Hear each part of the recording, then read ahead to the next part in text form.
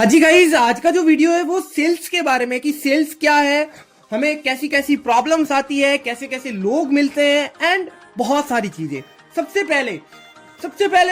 बड़ा जो major issue है वो है नो का, कि पर्सन्स प्रोस्पेक्ट्स को अप्रोच करते हैं, उन्हें अपनी प्रेजेंटेशन प्रेजेंट करते हैं, उन्हें फॉलो अप लेते हैं, लेकिन एट द एंड उन्हें नो मिलता है।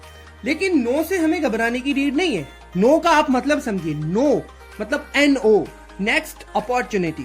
मतलब बंदे को आपने मना तो कर दिया लेकिन आप अगले के पास जाइए, क्योंकि ऐसा नहीं हो सकता है गाइस कि सारे के सारे लोग ही मना करें, है ना। नो तो एक पार्ट है, बिजनेस का पार्ट है। अगर मान लो दो पर्सन है, आपने उन्हें अप्रोच किया, तो अगर दोनों ने ही मना कर दिया तो एटलीस्ट 50% लाइक चांसेस होते हैं यस और नो के, 50-50% चांसेस होते हैं। लेकिन अगर आपने उन लोगों को अप्रोच ही नहीं किया तो इट मीन्स कि आपका ये रहा कि वो तो आपका 100% ही नो हुआ ना।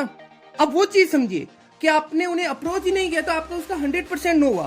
तो नो मीन्स नेक्स्ट अपॉर्चुनिटी, आप नेक्स्ट पर्सन के पास जाइए, अपनी जो आप उस चीज को एनालिसिस कीजिए कि आपने जो पहले वर्क किया था, पहले लाइक अपने जो आपने पहले पर्सन से नो मिले थे, आपने किस वजह से उनसे नो सुना, है ना।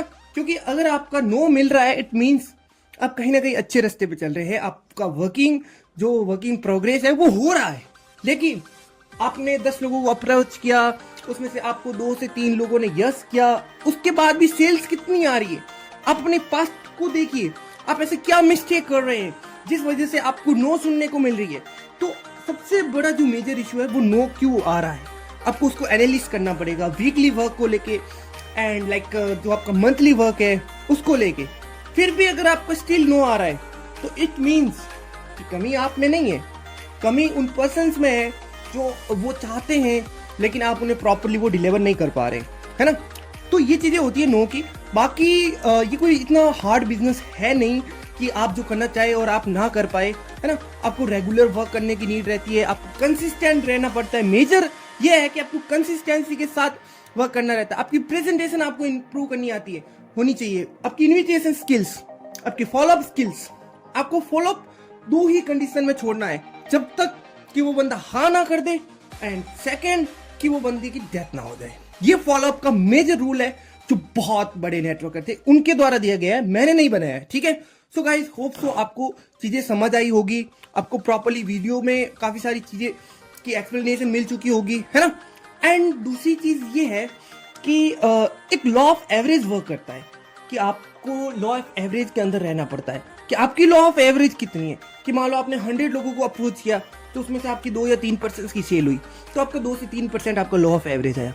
कुछ पर्सन का 10% आता है, कुछ पर्सन का 20% आता है। एंड मोस्ट ऑफ द जो बड़े बड़े स्किल्स अप होते हैं, जिनके पास अचीवमेंट होती है दिखाने के लिए, उनका लॉ ऑफ एवरेज बहुत मतलब होता है।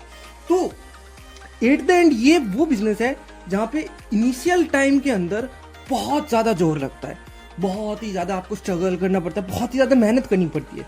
लेकिन जैसे ये रफ्तार करता है, मतलब like aeroplane, network marketing business like aeroplane, आपको इनिशियल टाइम के अंदर पूरा जो लाइक 70% फ्यूल है वो ग्राउंड में ही आपका मतलब निकल जाएगा। लेकिन जब आप एक बार उड़ने लग जाओगे तो आप स्टेबल रहोगे, आपकी एनर्जी भी कम होगी, लेकिन रिजल्ट इनक्रेडिबल, मतलब बहुत बड़ा रिजल्ट।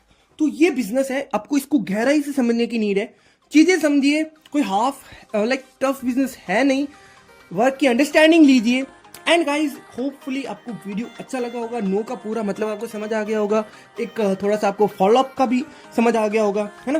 तो आप सब्सक्राइब करिए, आप ही के भाई हैं हम, एंड मिलते हैं नेक्स्ट वीडियो में। होपफुली आपको बहुत अच्छी नॉलेजफुल वीडियोस आपको रेगुलरली अपडेट करते रहेंगे, ठीक है गाइज। एंड कीप सपोर्ट बनाए रखना। ओके।